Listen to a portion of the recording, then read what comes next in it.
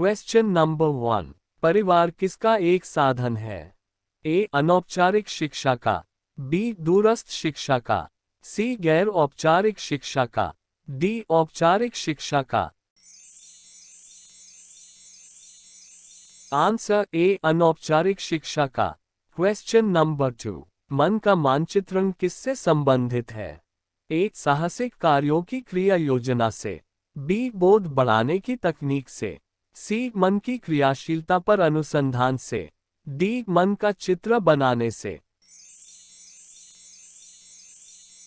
Answer C मन की क्रियाशीलता पर अनुसंधान से। Question number 3। विशेष रूप से प्राथमिक स्तर पर विद्यार्थियों की सीखने संबंधी समस्याओं को संबोधित करने का सबसे बेहतर तरीका इनमें से कौन सा है? ए महंगी और चमकदार सहायक सामग्री का प्रयोग करना, बी सरल और रोचक पाठ्य पुस्तकों का प्रयोग करना, सी कहानी कथन पद्धति का प्रयोग करना, डी अक्षमता के अनुरूप विभिन्न शिक्षण पद्धतियों का प्रयोग करना। आंसर डी अक्षमता के अनुरूप विभिन्न शिक्षण पद्धतियों का प्रयोग करना। Question number 4। इनमें से किसका बच्चे की सामाजिक मनोवैज्ञानिक आवश्यकताओं के साथ संबद्ध नहीं है? ए संवेगात्मक सुरक्षा की आवश्यकता, बी शरीर से अपशिष्ट पदार्थों का नियमित रूप से बाहर निकलना, सी सान्निध्य की आवश्यकता, डी सामाजिक अनुमोदन अथवा सराहना की आवश्यकता। आंसर बी शरीर से अपशिष्ट पदार्थों का नियमित रूप से बाहर निकलना। Question number 5। वह कौन सा कथन है जहां बच्चे के संज्ञानात्मक विकास को सबसे बेहतर तरीके से परिभाषित किया जाता है? ए विद्यालय एवं कक्षा पर्यावरण, बी खेल का मैदान, सी सभागार, डी घर। आंसर ए विद्यालय एवं कक्षा पर्यावरण। Question number 6। बच्चे दुनिया के बारे में अपनी समझ का सृजन करते हैं, इसका श्रेय किसे जाता है? ए पेवलोव, बी पियाजे, सी स्किनर, डी इनमें से कोई नहीं। आंसर बी पियाजे। Question number 7। शिक्षा के क्षेत्र में पाठ्यचर्या शब्दावली क्या संकेत करती है? ए विद्यालय का संपूर्ण कार्यक्रम जिसमें विद्यार्थी प्रतिदिन अनुभव प्राप्त करते हैं, बी मूल्यांकन प्रक्रिया, सी शिक्षण पद्धति एवं पढ़ाई जाने वाली विषय वस्तु, डी कक्षा में प्रयुक्त की जाने वाली पाठ्य सामग्री। आंसर ए विद्यालय का संपूर्ण कार्यक्रम जिसमें विद्यार्थी प्रतिदिन अनुभव प्राप्त करते हैं।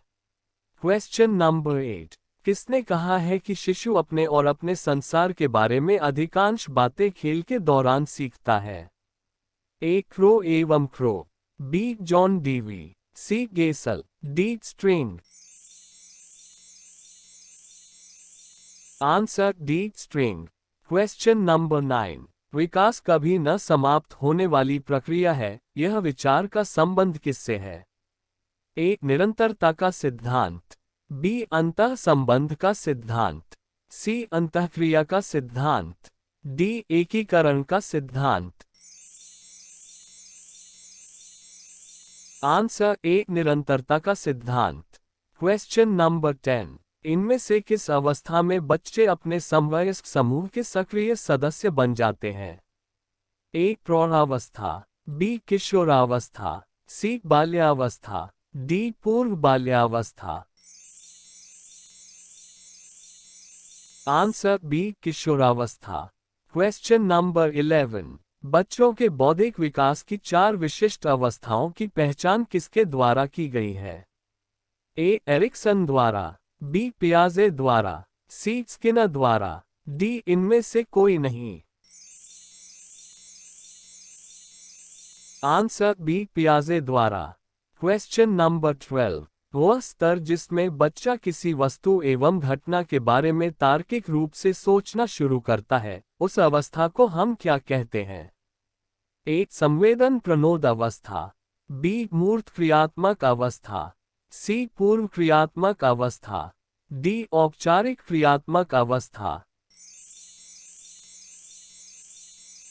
आंसर बी मूर्त क्रियात्मक अवस्था। Question number 13। विद्यार्थियों को विद्यालय में क्यों खेलना चाहिए? ए, यह शिक्षकों के लिए काम आसान करेगा। बी, यह सहयोग एवं शारीरिक संतुलन का विकास करेगा। सी, यह समय बिताने में सहायक होगा। डी, यह उन्हें शारीरिक रूप से सशक्त बनाएगा। आंसर बी, यह सहयोग एवं शारीरिक संतुलन का विकास करेगा। Question number 14। वह अवस्था जब बच्चा तार्किक रूप से वस्तुओं व घटनाओं के विषय में चिंतन प्रारंभ करता है, वह कौन सा अवस्था है? ए, औपचारिक संक्रियात्मक अवस्था। बी, पूर्व संक्रियात्मक अवस्था। सी, संवेदी प्रेरक अवस्था। डी, मूर्त संक्रियात्मक अवस्था। आंसर डी, मूर्त संक्रियात्मक अवस्था। Question number 15। कोई शिक्षक विद्यार्थियों में सामाजिक मूल्यों को कैसे विकसित कर सकता है? ए, महान व्यक्तियों के बारे में बोलकर। बी, उन्हें अच्छी कहानियां सुनाकर। सी, आदर्श रूप से बर्ताव कर। डी, अनुशासन की अनुभूति को विकसित कर। आंसर बी, उन्हें अच्छी कहानियां सुनाकर। Question number 16। अल्पवयस्क बच्चों के अधिगम प्रक्रम में अभिभावकों की भूमिका होनी चाहिए। ए, निषेधात्मक। बी, अग्र सक्रिय। सी, संवेदनात्मक। डी, उदासीन। आंसर सी, संवेदनात्मक। Question number 17। बच्चों के संज्ञानात्मक विकास को सबसे अच्छे तरीके से कहां परिभाषित किया जा सकता है? ए, खेल के मैदान में। बी, विद्यालय एवं कक्षा में। सी, ऑडिटोरियम में। डी, गृह में। आंसर बी, विद्यालय एवं कक्षा में। Question number 18। कक्षा में विद्यार्थियों की रुचि बनाए रखने के लिए एक शिक्षक को उचित है। ए, श्याम्प का प्रयोग करना। बी, चर्चा करना। सी, कहानी कहना। डी, प्रश्न पूछना। आंसर डी, प्रश्न पूछना। Question number 19। विद्यार्थियों को विद्यालय में खेलना क्यों उचित है? ए, यह उन्हें शारीरिक रूप से सशक्त बनाएगा। बी, यह शिक्षकों के लिए काम आसान करेगा। सी, यह समय बिताने में सहायक होगा। डी, यह सहयोग एवं शारीरिक संतुलन का विकास करेगा। आंसर डी, यह सहयोग एवं शारीरिक संतुलन का विकास करेगा। Question number 20। परिवार एक साधन है। ए, अनौपचारिक शिक्षा का। बी, औपचारिक शिक्षा का। सी, गैर औपचारिक शिक्षा का। डी, दूरस्थ शिक्षा का।